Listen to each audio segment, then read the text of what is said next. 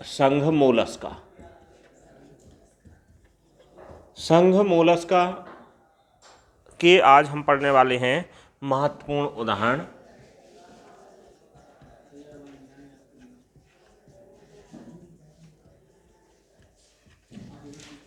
महत्वपूर्ण उदाहरण संघ मोलस्का के जो उदाहरण हैं वो बहुत ही इंटरेस्टिंग हैं, बहुत ही रुचिकर हैं और आपको इंटरेस्टिंग लगेंगे। देखो जरा, सबसे पहले दो संघ अपन लोगों ने पढ़े हैं, एनेलिडा और मोलस्का। कौन से संघ पढ़े हुए हैं? पहला पॉइंट अगर देखने जा रहे हैं अपन लोग तो क्या पहला पॉइंट है एनेलिडा एवं मोलस्का।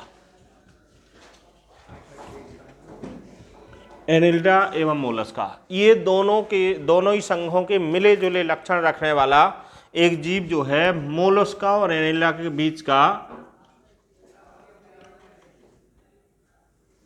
बीच का सेतु, जिसे क्या कह सकते हैं, दोनों ही के बीच का सेतु मीन्स कुछ लक्षण एनेलिडा के जैसे प्रदर्शित करता है और कुछ लक्षण मोलस्का के जैसे प्रदर्शित करता है।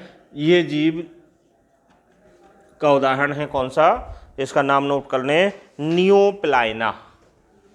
नियो मैं हिंदी में लिख रहा हूं, नियोप्लाइना।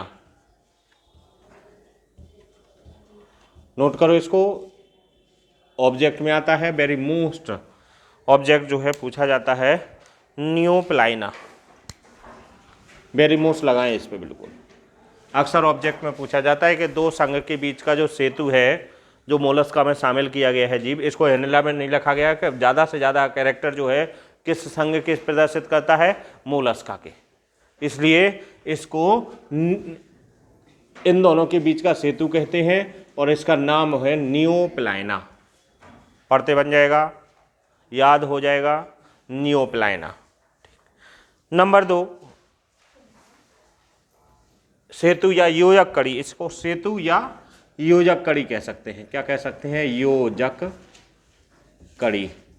योजक कड़ी का मतलब दोनों को जोड़ने वाला, ठीक है। योजक मीन्स जोड़ने वाला। दूसरा पॉइंट हम पढ़ने जा रहे हैं, जो दूसरा उदाहरण है महत्वपूर्ण, आप बिल्कुल याद करके रखें, हाथी दांत कवच जंतु। इसके महत्वपूर्ण उदाहरण देखते जा रहे हैं जिनकी प्रॉपर्टीज है हाथी दांत कवच जंतु। हाथी लिखो, हाथी दांत कवच जंतु। कवच, अब देखना ये जीव जो है जिस तरह से इसका जो कवच है, हमें मालूम है कि मोलस्का अपने सुरक्षा की दृष्टि से अपने चारों तरफ क्या कवच बना के रखता ना, तो इसका जो कवच का आकार है वो बिल्कुल हाथी का दांत ऐसे लंबा जाता ना बिल्कुल, तो हाथी के दांत के जैसा कवच रहता, इसलिए इसको क्या बोलने लगे? हाथी दांत कवच जंतु। हाथी दांत कवच जंतु। इसको टस्क सेल भी बोलते हैं। क्या बोलते हैं? Tusk shell. TUSK, tusk shell. अच्छा, टस्क मीन्स हाथी दांत, ठीक है, और सेल मीन्स कवच या आवरण। तो इसका उदाहरण लिख लें डेंटेलियम। क्या लिखेंगे अपन लोग? डेंटेलियम। उदाहरण याद रखें बिल्कुल, डेंटेलियम। डेंटेलियम, एक minute, just a minute. Dentalium.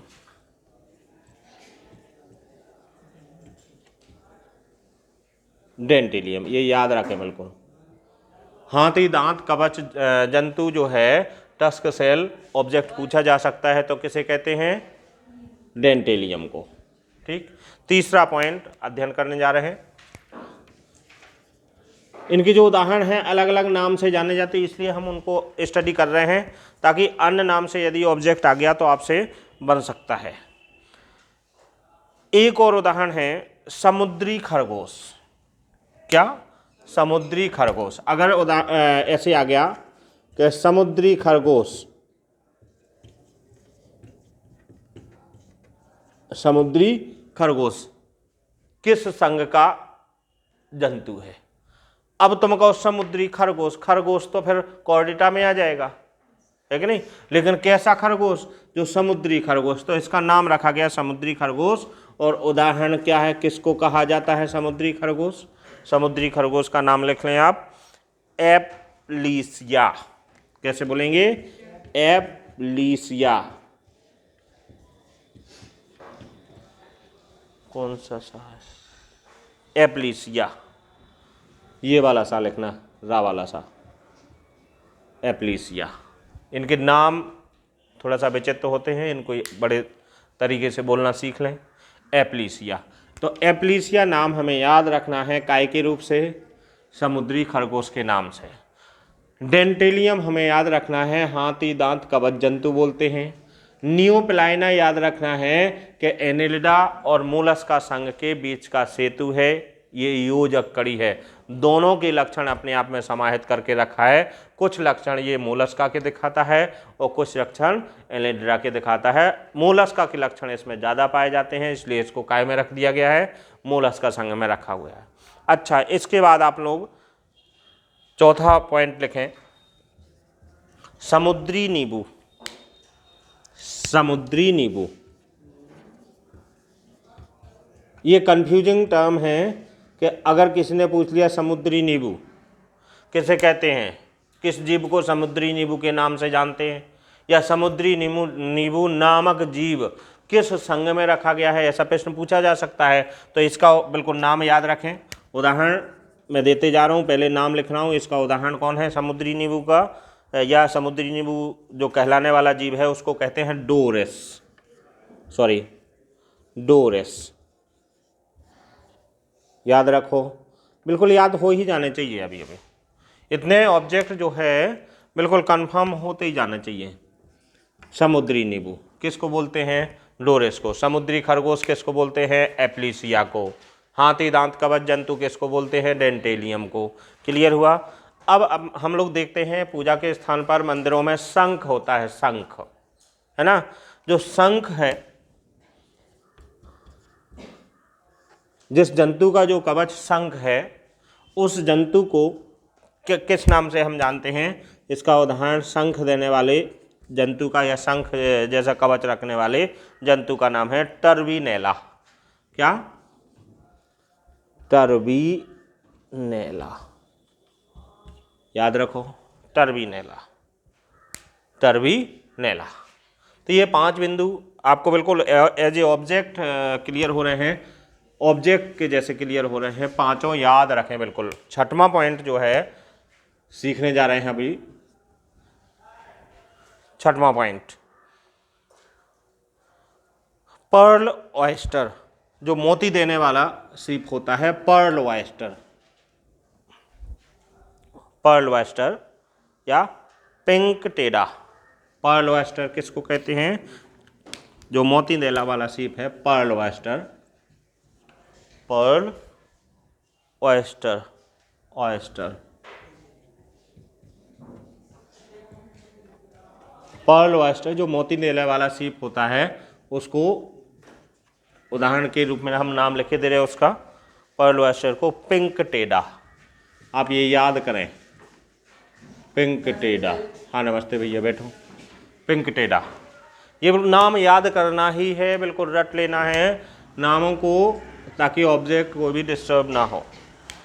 इसके बाद जहाज कृमि, किस नाम से जाना जा रहा?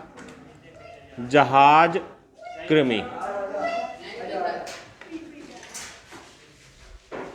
के नाम से जाने जाने वाला जो जीव है उसका नाम लिख लो। जहाज कृमि के नाम से जिस जीव को जानते हैं उसको टेरिडो, टेरिडो। बात ना करो भैया, नोट करते जाओ, टेरिडो। अच्छा, एक और क्वेश्चन बन के आता है कि समुद्री जो जहाज होते हैं वो अंदर से कीड़ों के द्वारा खोखले कर दिए जाते हैं या उनको काट काट के खा लिया जाता है। तो जहाज़ों की नीचे तलहटी में लगने वाले जो कृमि हैं, जो कीड़े हैं, उनका नाम क्या है? तो टेरिडो। ऐसा ऑब्जेक्ट आ सकता है ना। तो टेरिडो आप लोगों के लिए जो मैथ वाले हैं उन लोगों के लिए जीके की बात हो सकती है, जनरल साइंस की बात हो सकती है, और बायोलॉजी वालों के लिए कोर्स की बात हो सकती है ना। तो आप लोग इसको ध्यान से नोट करते जाएं या पढ़ते जाएं। प्रेत मछली, क्या? प्रेत मछली। प्रेत माने भूत प्रेत। प्रेत मछली, और जो भी कितनी भुजाओं वाली रहती है? 8 भुजाओं वाली। यस, प्रेत मछली जो होती है 8 भुजाओं वाली होती है। और किस जीव को हम प्रेत मछली कहते हैं? उदाहरण के लिए लिख लो मोलस्का के। ये सभी ऐसे जीव हैं जिनका दूसरा नाम रखा गया है ना। प्रेत मछली 8 भुजाओं वाली है। ऑक्टोपस सब लोग जानते हैं, ऑक्टोपस, ऑक्टोपस, ठीक है। ऑक्टोपस, अच्छा, इसकी एक विशेषता है कि इसके ऊपर कवच नहीं होता, कवच अनुपस्थित। क्या रहता है इसका? कवच अनुपस्थित, ठीक है ना। मोलस्का की प्रॉपर्टी है कि वो अपने चारों ओर क्या बनाते हैं? एक सुरक्षा कवच बना के रखते हैं। लेकिन ऑक्टोपस एक ऐसा सदस्य है मोलस्का का जिसके चारों ओर क्या नहीं होता है? कवच नहीं होता। कवच मतलब आवरण, कोई भी सुरक्षात्मक आवरण नहीं होता है। इसके बाद कटल फिश, क्या? एक नाम और याद रखें, कटल फिश। जो महत्वपूर्ण बातें हैं मैं बता रहा हूं। कटल फिश,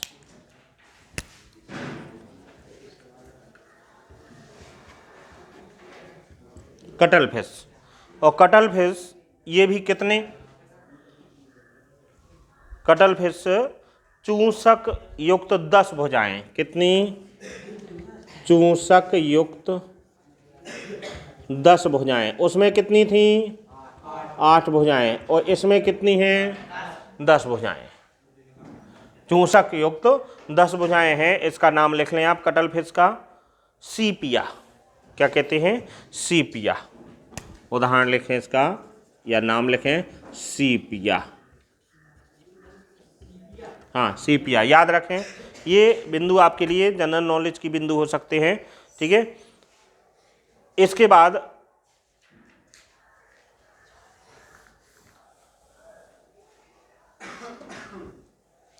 समुद्री खरगोश मैंने बोल दिया ना। हाँ, ये इतने महत्वपूर्ण हैं, बस ये इतने महत्वपूर्ण उदाहरण हैं किसके? मोलस्का के, जिनको हम दूसरे नाम से जानते हैं। और अगर इनका दूसरा नाम इन्होंने ऑब्जेक्ट में दे दिया तो हम परेशान हो जाएंगे और हम कन्फ्यूज भी हो सकते हैं। तो इनके ये नाम हम हर हाल में याद रख लें। इतने उदाहरण देखना, एक बार मैं फिर से रिपीट कर दे रहा हूँ। कौन कौन? जैसे एनेलिडा और मोलस्का के बीच का सेतु, योजक कड़ी जिसे कहते हैं, वो नियोप्लाइना। हिंदी मीडियम वाले स्टूडेंट्स को बोलने में दिक्कत होती है, इंग्लिश उतने अच्छे से प्रोनाउंस नहीं कर पाते, तो नियोप्लाइना, क्या बोलते हैं इसको? नियोप्लाइना। अच्छा, ऐसा जंतु जिसका जो कवच है वो बिल्कुल हाथी के दांत के जैसा रहता, लंबा, बिल्कुल हाथी के दांत के जैसा कवच रहता, उसके अंदर वो रहता है, तो उसका नाम है डेंटेलियम। डेंटेलियम अच्छी तरह से याद रहेगा। डेंटिस्ट सुना होगा, डेंट का मतलब ही है दांत, तो उसका कवच किसके जैसा है? हाथी के दांत के जैसा है। सो डेंटेलियम अब तो ना भूलेगा। डेंटिस्ट, डॉक्टर का सुझाया नंबर 1 ब्रांड कॉलगेट, जानते हैं वही, वैसे डेंटेलियम। समुद्री खरगोश एप्लीसिया। समुद्री खरगोश, बिल्कुल नाम याद करके रखें। हाँ, समुद्री खरगोश एप्लीसिया, ठीक। हाँ, जिससे भी याद हो। समुद्री नींबू डोरिस, समुद्री नींबू डोरिस। एनिमल है, लग रहे हैं कि समुद्री नींबू कोई फल है, ये कंफ्यूजन दे सकता है दिमाग में, है ना। तो डोरिस। शंख, मंदिरों में पूजा के स्थान पे जो हम कवच यूज करते हैं, एक प्रकार से मोलस्का की ही कवच है वो। तो शंख जो है, शंख बनाने वाला जो मोलस्का होता है वो टर्बिनेला। क्या होता है? टर्बिनेला। इसके बाद पर्ल ऑयस्टर, हमें मालूम है कि जो मोती बनता ना, क्या बनता है? मोती। सीप इसमें बनता है पर्ल ऑयस्टर। तो कौन सा जीव पर्ल बनाता है? पिंक टेडा, पिंक टेडा, ठीक है। आगे बढ़ जाएं। अच्छा, जहाज कृमि, जहाज में लगने वाले जो कीड़े मकड़े ऐसे चिपक जाते हैं, उसके परत को खाते रहते हैं, परत को नष्ट कर देते हैं जहाज कृमि, तो टेरिडो, याद रखें बिल्कुल टेरिडो। प्रेत मछली 8 भुजाओं वाली है, प्रेत मछली या भूत मछली जिसे कह सकते हैं, घोस्ट फिश, है ना। तो ऑक्टोपस सब लोगों ने सुना होगा नाम, 8 भुजाओं जैसे होते हैं, 8 भुजाएं होती हैं इसकी, और कवच अनुपस्थित रहता है, इस पर कोई भी प्रकार का आवरण नहीं पाया जाता है। इसके बाद कटल फिश, कटल फिश में सकर्स भी होते हैं जिसके द्वारा वो किसी अन्य जीव पर चिपक जाती है, ऐसे चूसक, शकर होते ना, तो चूसक होते इसमें, शकर होते, और 10 भुजाएं होती इसकी, 10 भुजाएं होती हैं। और इसका उदाहरण कौन है, सीपिया। इतने महत्वपूर्ण उदाहरण अपन ने किसके अंतर्गत डिस्कस करे हैं, मोलस्का के अंतर्गत। ठीक।